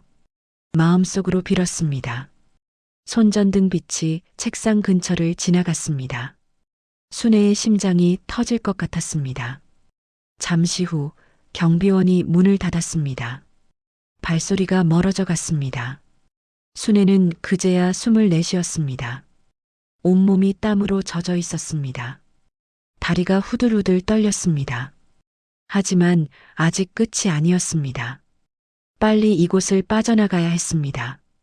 순애는 USB를 주머니에 넣고 조용히 서재를 나왔습니다. 왔던 길을 되짚어 저택 뒤쪽 문으로 향했습니다. 경비원들의 움직임을 피해 정원을 가로질렀습니다. 담장을 넘어 숲속으로 뛰어들었습니다. 숲 깊숙이 들어가서야 순애는 멈춰섰습니다. 나무에 등을 기대고 거친 숨을 몰아쉬었습니다. 손이 떨렸습니다. 하지만 주머니 안에 USB가 느껴졌습니다. 성공했습니다. 무사히 증거를 손에 넣은 것입니다. 새벽녘에 순애는 여관으로 돌아왔습니다. 태준이 잠을 자지 못하고 기다리고 있었습니다. 순애를 본 태준의 얼굴에 안도의 빛이 스쳤습니다. 무사했어요? 다친 데는 없어요? 순애가 고개를 끄덕이며 USB를 꺼내 보였습니다. 회장님, 금고에서 찾았어요. 뭐가 들어있는지 확인해 봐야 해요. 두 사람은 순애가 가져온 낡은 노트북을 켰습니다. USB를 꽂았습니다. 파일이 하나 있었습니다. 음성 파일이었습니다. 재생 버튼을 눌렀습니다. 회장의 목소리가 흘러나왔습니다. 녹음된 것이었습니다. 회장은 혼잣말처럼 말하고 있었습니다. 도역을 의심한다는 내용이었습니다. 최근 회사에서 이상한 일들이 일어나고 있고 도역이 뭔가를 숨기고 있는 것 같다고요. 태준을 걱정하는 말도 있었습니다. 막내를 지켜야 한다고, 도역을 경계해야 한다고요. 녹음이 끝났습니다. 태준과 순애는 서로를 바라보았습니다. 이것으로 모든 것이 증명되는 것은 아니었습니다. 하지만 회장이 도역을 의심했다는 것, 태준을 걱정했다는 것은 분명했습니다. 반격의 실마리가 잡힌 것입니다. 순애가 조용히 말했습니다. 이걸로 부족해요. 더 확실한 증거가 필요합니다. 하지만 시작이에요. 반드시 진실을 밝힐 수 있을 거예요. 태준이 고개를 끄덕였습니다. 희망의 불씨가 조금 더 커졌습니다. 도역이 회장 대행을 맡은 지 2주가 지났습니다. 그 2주 동안 도역은 쉴 틈 없이 움직였습니다. 회장이 쓰러진 틈을 타 자신의 사람들을 요직에 배치했습니다. 회장에게 충성하던 임원들은 하나둘씩 자리에서 밀려났습니다. 이유는 다양했습니다. 누구는 건강상의 이유로, 누구는 개인 사정으로, 누구는 새로운 프로젝트를 맡아서. 하지만 결과는 같았습니다. 도역에게 충성하지 않는 사람들은 모두 핵심에서 벗어났습니다. 회사 분위기도 완전히 달라졌습니다. 예전에는 회장의 눈치를 보며 조심스럽게 일하던 분위기였지만 지금은 도역의 눈치를 보며 숨을 죽이는 분위기가 되었습니다. 회의실에서 도역이 한마디 하면 모두가 고개를 숙였습니다. 반대 의견을 내는 사람은 없었습니다. 아니, 낼 수가 없었습니다. 반대 의견을 냈다가 다음날 자리를 잃은 사람이 한둘이 아니었기 때문입니다. 도역은 회장 대행 자리에 만족하지 않았습니다. 정식으로 회장 자리에 오르고 싶었습니다. 아버지가 병원에 누워있는 지금이 기회였습니다. 의사들은 회장이 언제 깨어날지 모른다고 했습니다. 어쩌면 영영 깨어나지 못할 수도 있다고요. 도역은 그 말을 듣고 속으로 미소를 지었습니다. 물론 겉으로는 슬픈 표정을 지었지만요. 어느 날 도역은 이사회를 소집했습니다. 안건은 하나였습니다. 회장 취임식 일정을 논의하자는 것이었습니다. 회장이 아직 의식을 회복하지 못한 상황에서 회장 취임식이라니요. 임원들 사이에서 술렁임이 있었습니다. 하지만 아무도 반대하지 못했습니다. 도역이 단호한 목소리로 말했습니다. 회사가 한시도 불안정한 상태로 있을 수는 없습니다. 시장에서도 거래처에서도 강성그룹의 리더십에 의문을 품고 있습니다. 확실한 지도자가 필요합니다. 아버지의 쾌유를 빌지만 회사를 위해 제가 그 역할을 맡아야 합니다. 임원들은 고개를 끄덕였습니다. 반대할 수 없었습니다. 반대하면 어떤 일이 벌어질지 모두가 알고 있었습니다. 이사회는 만장일치로 도역의 회장 취임식을 승인했습니다. 날짜는 2주 후로 정해졌습니다. 취임식 준비가 시작되었습니다. 강성그룹의 대강당에서 성대하게 치러질 예정이었습니다. 재계 인사들, 정치인들, 언론인들이 초대되었습니다. 대한민국을 대표하는 기업의 새 회장 취임식이니 그럴만했습니다. 호텔급 케이터링이 준비되었고 유명 오케스트라가 섭외되었습니다. 모든 것이 완벽하게 준비되었습니다. 도역은 매일 거울 앞에서 연설을 연습했습니다. 아버지의 뜻을 이어받아 회사를 더 크게 성장시키겠다는 내용이었습니다. 동생의 죽음이 안타깝지만 회사를 위해 앞으로 나아가겠다는 말도 넣었습니다. 감동적인 연설이 될 터였습니다. 눈물을 흘리는 연습까지 했습니다. 언론은 연일 취임식 소식을 보도했습니다. 강성그룹 새 회장 도역, 취임식 2주 앞으로 재계 인사들 축하주리요. 도역에 대한 찬사가 쏟아졌습니다. 어려운 시기에 회사를 이끌 지도자, 냉철하면서도 카리스마 있는 경영인. 도역은 그런 기사들을 읽으며 흐뭇하게 웃었습니다. 하지만 도역은 몰랐습니다. 그가 취임식을 준비하는 동안 태준과 순애도 준비를 하고 있다는 것을요. 태준과 순애는 작은 여관에서 취임식 소식을 들었습니다. 뉴스에서 도역의 얼굴이 나올 때마다 태준의 주먹이 떨렸습니다. 자신을 죽이려 했던 형이 아버지 자리에 오르려 하고 있었습니다. 분노가 치밀어 올랐지만 태준은 참았습니다. 지금 분노에 휩쓸리면 안 되었습니다. 냉정해야 했습니다. 순애가 조용히 말했습니다. 취임식이 기회예요. 재계 인사들과 언론이 다 모이는 자리잖아요. 그 자리에서 진실을 밝히면 도역이 아무리 힘이 세도 막을 수 없어요. 태준이 고개를 끄덕였습니다. 맞아요. 그날을 노려야 해요. 하지만 우리가 가진 증거로 충분할까요? 순애가 잠시 생각에 잠겼습니다. 회장의 녹음 파일은 도역을 의심하는 내용이었지만 직접적인 범죄 증거는 아니었습니다. 더 확실한 것이 필요했습니다. 아직 부족해요. 더 찾아봐야 해요. 순애는 다시 움직이기 시작했습니다. 예전 회사 동료들에게 조심스럽게 연락했습니다. 도역 몰래 태준 편인 사람들이 있었습니다. 회장에게 충성하던 옛 임원들, 태준과 함께 일했던 부하 직원들, 그들 중 몇몇이 순애의 연락에 응했습니다. 한 전직 임원이 중요한 정보를 주었습니다.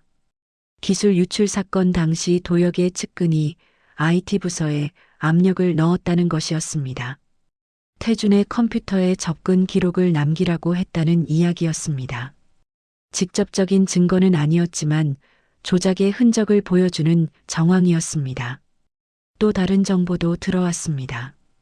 별장 화재 당일 도역의 측근 중 한 명이 휴가를 냈다는 것이었습니다. 그 측근은 평소에 휴가를 잘 쓰지 않는 사람이었습니다. 그런데 하필 그날 하루만 휴가를 쓰고 연락이 되지 않았다고 합니다. 우연이라고 하기에는 수상했습니다. 순애는 정보를 모아 정리했습니다. 회장의 녹음 파일, 기술 유출 조작 정황, 화재 당일 측근의 움직임. 하나하나는 완벽한 증거가 아니었지만 모아놓으니 그림이 그려졌습니다. 도역이 모든 것을 계획했다는 것을요. 태준은 순애가 정리한 자료를 보며 말했습니다. 이 정도면 사람들에게 의문을 품게 할 수 있어요. 완벽한 증거는 아니지만 도역 형이 당황하면 실수를 할 거예요. 그때를 노리는 거예요. 순애가 고개를 끄덕였습니다. 맞아요. 그리고 가장 중요한 건 도련님이 살아있다는 사실이에요. 도련님이 그 자리에 나타나는 것만으로도 충격이 될 거예요. 죽은 줄 알았던 사람이 나타나서 진실을 말하면 사람들은 의심하기 시작할 거예요. 두 사람은 계획을 세웠습니다. 취임식 당일 도역이 연설을 시작하면 태준이 등장하기로 했습니다. 언론이 다 지켜보는 자리에서 태준이 살아있다고 선언하고 순애가 증거를 공개하는 것입니다. 도역이 막으려 해도 이미 모든 것이 생중계되고 있을 터였습니다. 위험한 계획이었습니다. 도역의 사람들이 태준을 막으려 할 수 있었습니다. 경호원들이 달려들 수도 있었습니다. 하지만 다른 방법이 없었습니다. 숨어 있는 것만으로는 아무것도 바뀌지 않았습니다. 정면으로 부딪혀야 했습니다. 태준은 창밖을 바라보며 말했습니다. 아버지께서 깨어나시기 전에 끝내야 해요. 아버지께 진실을 직접 말씀드리고 싶어요. 제가 결백하다는 걸, 형이 어떤 짓을 했는지. 순애가 태준의 옆에 섰습니다. 그렇게 될 거예요. 반드시요. 취임식까지 일주일이 남았습니다. 태준과 순애는 마지막 준비에 들어갔습니다. 취임식장 구조를 파악하고 어디로 들어가서 어떻게 등장할지 계획을 세웠습니다. 만약의 상황에 대비한 탈출 경로도 정해두었습니다. 그러는 동안 도역은 승리를 확신하며 취임식 연설을 다듬고 있었습니다. 거울 앞에서 미소를 연습했습니다. 자신감에 찬 미소, 슬픔을 감춘 듯한 미소, 결연한 의지가 담긴 미소, 어떤 미소를 지을지 고민했습니다. 40년을 기다린 순간이 코앞이었습니다. 하지만 도역은 몰랐습니다. 자신이 죽인 줄 알았던 동생이 살아서 복수를 준비하고 있다는 것을요. 그리고 그 취임식이 자신의 몰락의 시작이 될 거라는 것을요. 진실의 순간이 다가오고 있었습니다. 취임식 당일이 밝았습니다. 하늘은 맑았고 햇살이 눈부시게 쏟아졌습니다. 강성그룹 본사 대강당 앞에는 아침부터 사람들이 모여들었습니다. 검은 정장을 입은 재계 인사들, 카메라를 든 기자들, 경호원들이 분주하게 움직였습니다. 대강당 입구에는 커다란 현수막이 걸려 있었습니다. 강성그룹 신임 회장 취임식. 금색 글씨가 햇빛에 반짝였습니다. 대강당 안은 이미 절반 이상 자리가 찼습니다.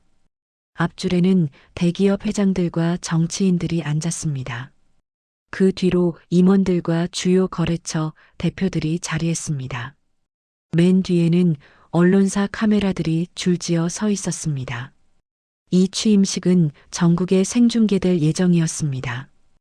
도혁은 대기실에서 마지막 준비를 하고 있었습니다. 거울 앞에서 넥타이를 매만지며 미소를 지어 보았습니다. 완벽했습니다. 오늘 이후로 그는 명실상부한 강성그룹의 회장이 될 터였습니다. 40년을 기다린 순간이었습니다. 측근이 다가와 말했습니다. 부회장님, 아니 이제 회장님이시죠? 준비되셨습니까? 5분 후에 입장하시면 됩니다. 도혁이 고개를 끄덕였습니다. 알았다. 완벽하게 진행되도록 해. 측근이 고개를 숙이고 물러났습니다. 도혁은 다시 거울을 바라보았습니다. 자신감에 찬 눈빛이 거울에 비쳤습니다. 오늘 이후로 누구도 자신을 막을 수 없을 터였습니다. 같은 시각 태준과 순애는 대강당 뒤편에 숨어 있었습니다. 새벽부터 움직여 건물 안으로 잠입한 것입니다. 순애가 예전에 일하며 알아둔 비상 통로를 이용했습니다. 경호원들의 눈을 피해 창고 같은 작은 방에 몸을 숨겼습니다. 태준의 심장이 빠르게 뛰었습니다. 손바닥에 땀이 흘렀습니다.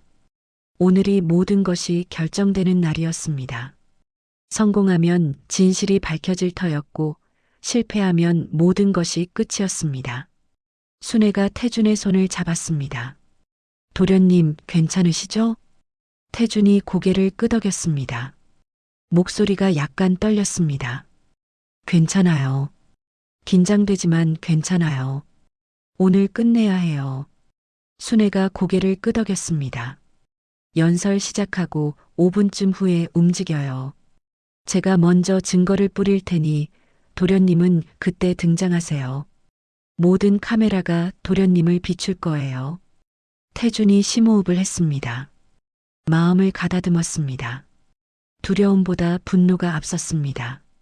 자신을 죽이려 한 형, 아버지를 쓰러뜨린 형, 그 형이 아버지 자리에 오르는 것을 막아야 했습니다. 오전 11시 취임식이 시작되었습니다. 웅장한 음악이 대강당에 울려 퍼졌습니다. 사회자가 단상에 올라 계회를 선언했습니다. 축사와 인사말이 이어졌습니다. 재계 원로가 도혁을 칭찬하는 연설을 했고 정치인이 강성그룹의 발전을 기원하는 말을 했습니다. 그리고 드디어 도혁이 등장했습니다. 대강당 뒤쪽 문이 열리고 도혁이 천천히 걸어 들어왔습니다. 카메라 플래시가 터졌습니다. 사람들이 박수를 쳤습니다. 도혁은 미소를 지으며 고개를 숙여 인사했습니다. 단상까지 걸어가는 동안 그의 얼굴에는 자신감이 넘쳤습니다. 도혁이 단상에 섰습니다. 마이크 앞에 서서 청중을 둘러보았습니다. 수백 명의 시선이 자신에게 쏠려 있었습니다. 카메라들이 자신을 향하고 있었습니다. 이 순간을 얼마나 기다렸던가요? 도혁은 천천히 입을 열었습니다. 존경하는 내외 귀빈 여러분, 그리고 강성그룹 임직원 여러분, 오늘 이 자리에 서게 되어 영광입니다. 도혁의 목소리가 대강당에 울려 퍼졌습니다. 침착하고 카리스마 있는 목소리였습니다. 도혁은 준비한 연설을 이어갔습니다. 아버지의 뜻을 이어받겠다는 말, 동생의 안타까운 죽음에 대한 슬픔, 회사를 더 크게 성장시키겠다는 다짐. 청중들은 고개를 끄덕이며 들었습니다. 연설이 5분쯤 지났을 때였습니다. 순애가 움직였습니다. 창고 같은 방에서 빠져나와 대강당 2층 발코니로 향했습니다. 손에는 서류 뭉치가 들려 있었습니다. 회장의 녹음 파일을 담은 USB, 기술 유출 조작 정황 자료, 화재 관련 증거들의 복사본이었습니다. 순애는 2층 발코니에 도착했습니다. 아래를 내려다보니 도혁이 연설을 계속하고 있었습니다. 순애는 준비한 서류를 뿌렸습니다. 종이들이 눈처럼 아래로 떨어졌습니다. 청중들 사이로 서류가 흩날렸습니다. 사람들이 웅성거리기 시작했습니다. 무슨 일이지? 저게 뭐지? 서류를 집어든 사람들이 내용을 읽기 시작했습니다. 기술 유출 사건의 진실, 별장 화재의 음모, 회장의 녹음 파일 내용, 충격적인 내용이 적혀 있었습니다. 도혁의 얼굴이 굳어졌습니다. 연설을 멈추고 주변을 둘러보았습니다. 무슨 일이 벌어지고 있는지 파악하려 했습니다. 그때 대강당 뒤쪽 문이 벌컥 열렸습니다. 태준이 걸어 들어왔습니다. 대강당이 순간 조용해졌습니다. 숨소리마저 멈춘 것 같았습니다. 모든 시선이 태준에게 쏠렸습니다. 카메라들이 일제히 태준을 향했습니다. 죽은 줄 알았던 사람이 살아서 나타난 것입니다. 도혁의 얼굴이 창백해졌습니다. 눈이 커졌습니다. 믿을 수 없다는 표정이었습니다. 입술이 파르르 떨렸습니다. 분명히 죽였다고 생각했습니다.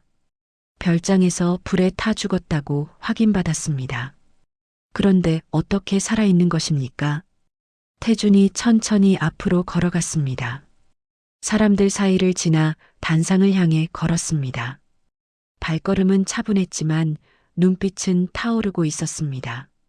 분노와 결의가 뒤섞인 눈빛이었습니다. 태준이 단상 앞에 멈춰 섰습니다. 도혁과 눈이 마주쳤습니다. 형제의 눈이 마주친 순간 대강당의 공기가 얼어붙었습니다. 태준이 입을 열었습니다. 마이크가 없어도 조용한 대강당의 목소리가 울렸습니다. 저는 강태준입니다. 보시다시피 살아있습니다. 웅성거림이 커졌습니다. 기자들이 카메라를 더 가까이 들이댔습니다. 생중계 화면에 태준의 얼굴이 잡혔습니다. 전국의 시청자들이 이 장면을 보고 있었습니다. 태준이 말을 이었습니다. 저는 기술 유출 사건의 범인이 아닙니다. 저는 누명을 쓴 것입니다. 그리고 그 누명을 씌운 사람은 바로 저 사람입니다. 태준이 도혁을 가리켰습니다. 모든 시선이 도혁에게 쏠렸습니다. 도혁의 얼굴이 일그러졌습니다. 도혁이 황급히 말했습니다. 무슨 헛소리를. 이자는 정신이 이상한 겁니다. 경호원, 저자를 당장 끌어내. 경호원들이 움직이려 했습니다. 하지만 태준은 물러서지 않았습니다. 오히려 한 걸음 더 앞으로 나섰습니다. 지금 여러분이 손에 들고 있는 서류를 보십시오. 기술 유출이 일어난 시간에 저는 외부에 있었습니다. 제 컴퓨터 기록은 조작된 것입니다. 그리고 저를 죽이려고 별장에 불을 지른 것도 저 사람입니다. 대강당이 술렁거렸습니다. 서류를 읽은 사람들이 수군거리기 시작했습니다. 기자들이 질문을 쏟아내려 했습니다. 상황이 혼란스러워졌습니다. 그때 순애가 2층 발코니에서 소리쳤습니다. 회장님의 녹음 파일이 있습니다. 회장님께서 도혁 부회장을 의심하셨습니다. 지금 바로 들려드리겠습니다. 순애가 준비한 휴대용 스피커를 켰습니다. 회장의 목소리가 대강당에 울려 퍼졌습니다. 녹음된 목소리였습니다. 도혁이가 뭔가를 숨기고 있는 것 같다. 요즘 회사에서 이상한 일들이 일어나고 있어. 태준이가 걱정된다. 도혁이를 경계해야겠다. 녹음이 끝났습니다. 대강당은 완전히 뒤집어졌습니다. 사람들이 일어서서 소리를 질렀습니다. 기자들이 카메라를 들고 뛰어다녔습니다. 경호원들은 어찌해야 할지 몰라 우왕좌왕했습니다. 도혁의 얼굴이 불그락푸르락 변했습니다. 눈이 광기로 가득 찼습니다. 그가 소리쳤습니다. 거짓말이다. 다 조작이야. 저자들을 당장 잡아. 하지만 이미 늦었습니다. 모든 것이 생중계되고 있었습니다. 전국의 시청자들이 이 장면을 보고 있었습니다. 무엇이 진실인지 사람들은 의심하기 시작했습니다.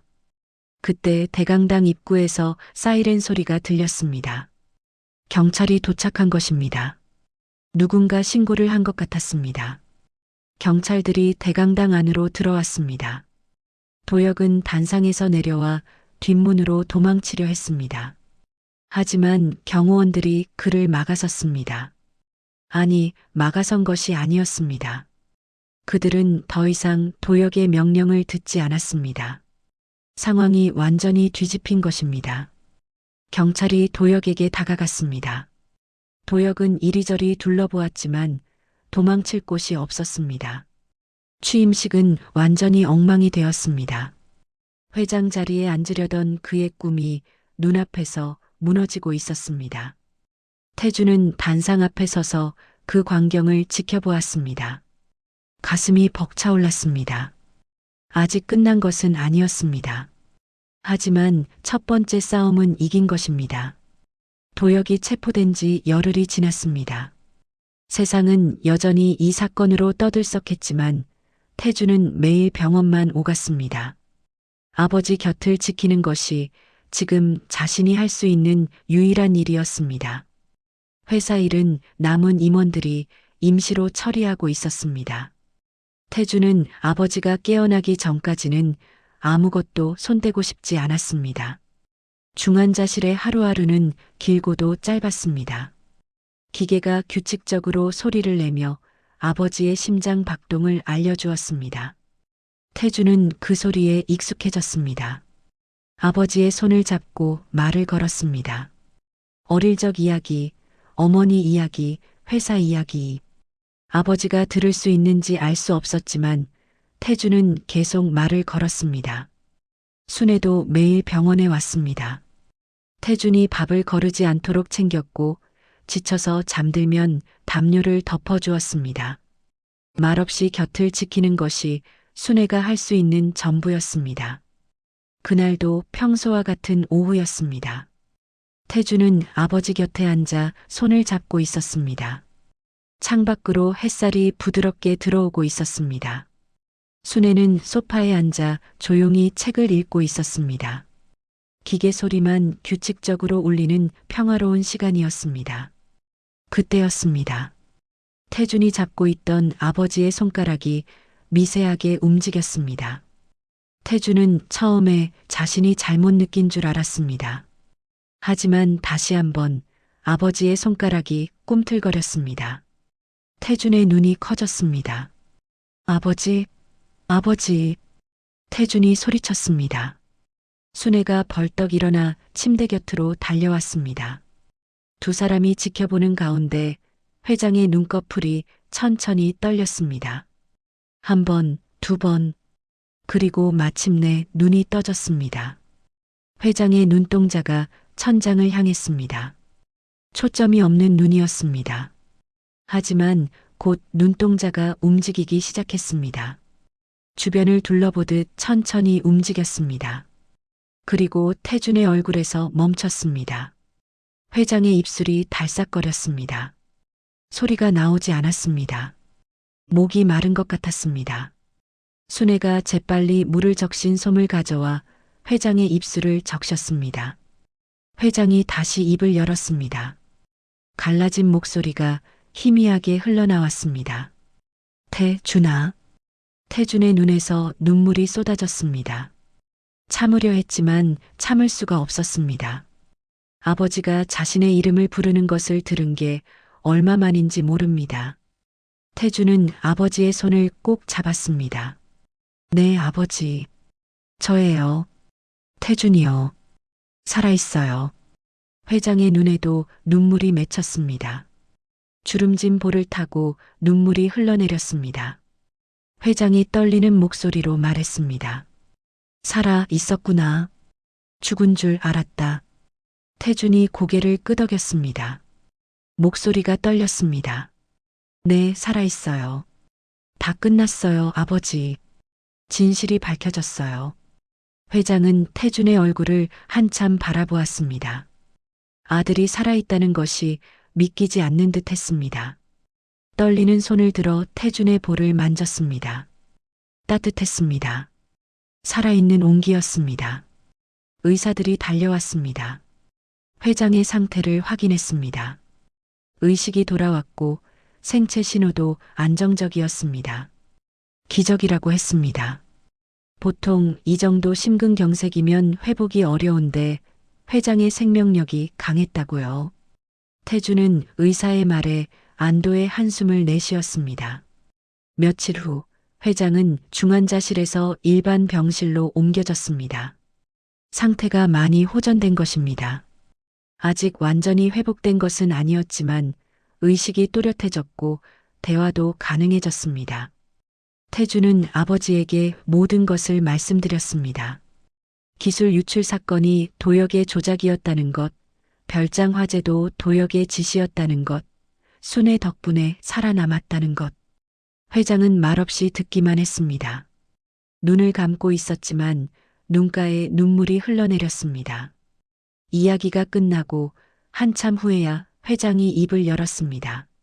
내가 잘못 키웠다. 도혁이를. 목소리에 깊은 슬픔이 담겨 있었습니다. 아들이 아들을 죽이려 했다는 사실이 가슴을 찢는 것 같았습니다. 자신이 어디서 잘못한 걸까? 평생을 일만 하며 아이들을 제대로 돌보지 못한 것이 죄였습니다. 태준이 아버지의 손을 잡았습니다. 아버지 잘못이 아니에요. 형은 형의 선택을 한 거예요. 이제 법 앞에서 책임을 질 거예요. 회장이 고개를 돌려 태준을 바라보았습니다. 그리고 침대 옆에 서 있는 순애를 보았습니다. 회장이 순애에게 손짓했습니다. 순애가 다가왔습니다. 순애야. 회장의 목소리가 떨렸습니다. 네, 회장님. 순애가 대답했습니다. 회장이 순애의 손을 잡았습니다. 고맙다. 태준이를 지켜줘서. 내가 아니었으면 내 아들은 죽었을 거야. 순애의 눈에 눈물이 그렁그렁 맺혔습니다. 고개를 저었습니다. 저는 약속을 지킨 것뿐이에요. 사모님과의 약속이요. 회장의 눈에서 눈물이 흘러내렸습니다. 아내의 이름이 나오자 가슴이 먹먹해졌습니다. 순애가 아내의 부탁을 이렇게까지 지켜줄 줄 몰랐습니다. 아내가 순애를 거두어 준 것이 이렇게 돌아올 줄 몰랐습니다. 고맙다, 순애야. 정말 고맙다. 회장이 순애의 손을 꼭 쥐었습니다. 순애의 눈에서 눈물이 흘러내렸습니다. 참으려 했지만 참을 수가 없었습니다. 수십 년 동안 이 가족을 위해 살아온 세월이 주마등처럼 스쳐 지나갔습니다. 사모님의 얼굴이 떠올랐습니다. 약속을 지켰다는 안도감이 밀려왔습니다. 2주 후 회장은 퇴원했습니다. 완전히 회복된 것은 아니었지만 집에서 요양하며 건강을 회복하기로 했습니다. 태주는 아버지를 모시고 저택으로 돌아왔습니다. 오랜만에 돌아온 저택이었습니다. 쫓겨나다시피 나왔던 그 집에 당당하게 돌아온 것입니다. 회장은 저택에 돌아온 지 며칠 후 이사회를 소집했습니다. 휠체어에 앉은 채였지만 눈빛만큼은 예전처럼 강했습니다. 이사회에서 회장은 발표했습니다. 태준에게 회사 경영을 맡기겠다고요. 임원들은 이 일을 제기하지 않았습니다. 아니, 제기할 수 없었습니다. 모든 진실이 밝혀진 상황에서 태준에게 반대할 명분이 없었습니다. 이사회는 만장일치로 태준을 신임 대표이사로 선임했습니다. 취임식은 조촐하게 치러졌습니다. 도역의 취임식처럼 화려하지 않았습니다. 태준은 임직원들 앞에서 짧게 인사했습니다. 앞으로 강성그룹을 바로잡겠습니다. 정직과 신뢰를 바탕으로 다시 시작하겠습니다. 박수 소리가 울렸습니다. 진심 어린 박수였습니다. 그날 저녁 태준은 순애를 찾았습니다. 순애는 저택 정원에서 저녁 하늘을 바라보고 있었습니다. 노을이 하늘을 물들이고 있었습니다. 붉은빛과 주황빛이 어우러진 아름다운 하늘이었습니다. 태준이 순애 옆에 섰습니다. 두 사람은 한동안 말없이 하늘을 바라보았습니다. 태준이 먼저 입을 열었습니다. 순애 씨, 정말 감사해요. 순애 씨가 없었으면 저는 지금 여기 없었을 거예요. 순애가 고개를 저었습니다. 저는 제가 해야 할 일을 했을 뿐이에요. 태준이 순애를 바라보았습니다. 순애의 눈가에는 아직도 피로의 흔적이 남아 있었습니다. 지난 몇 달간 얼마나 힘들었을까요? 자신을 지키기 위해 얼마나 많은 것을 희생했을까요? 태준이 말했습니다. 순애 씨는 저한테 가족이에요. 앞으로도 제 곁에 있어줘요. 부탁이에요. 순애의 눈에 눈물이 맺혔습니다. 고개를 끄덕였습니다. 네, 도련님. 평생 곁에 있을게요. 노을이 두 사람을 물들였습니다. 붉은 빛이 따뜻하게 감싸 안았습니다. 저택 2층 창가에서 회장이 그 모습을 내려다보고 있었습니다. 아들과 순애가 나란히 서 있는 모습이 보였습니다. 회장의 입가에 미소가 번졌습니다. 아내가 떠올랐습니다. 당신이 부탁한 사람이 아들을 지켜줬소. 당신 덕분이요. 회장은 마음속으로 아내에게 말했습니다. 강성그룹은 새로운 시작을 맞이했습니다. 태준의 결백이 밝혀졌고 회장이 돌아왔고 진실이 세상에 알려졌습니다. 아직 갈 길이 멀었지만 이제 희망이 있었습니다. 순애의 약속은 지켜졌습니다. 태준의 인생은 다시 시작되었습니다. 그리고 이 이야기는 희망으로 끝을 맺습니다. 세상이 등을 돌리는 순간에도 끝까지 곁에 남는 단 한 사람이 있습니다. 어쩌면 그 한 사람이 무너진 한 인생을 다시 일으켜 세우는 힘이 될지도 모릅니다. 오늘 이야기 어떻게 들으셨나요? 이 가족에게 전하고 싶은 말이 있다면 여러분의 생각을 댓글로 편하게 나눠주세요. 이 이야기가 누군가에게 작은 위로와 용기가 될 수 있도록 공유로 함께 전해주신다면 감사하겠습니다. 여러분의 하루에도 따뜻한 이야기가 한 통의 편지처럼 조용히 닿기를 바랍니다. 지금까지 사연 편지였습니다. 오늘도 함께 해주셔서 감사합니다.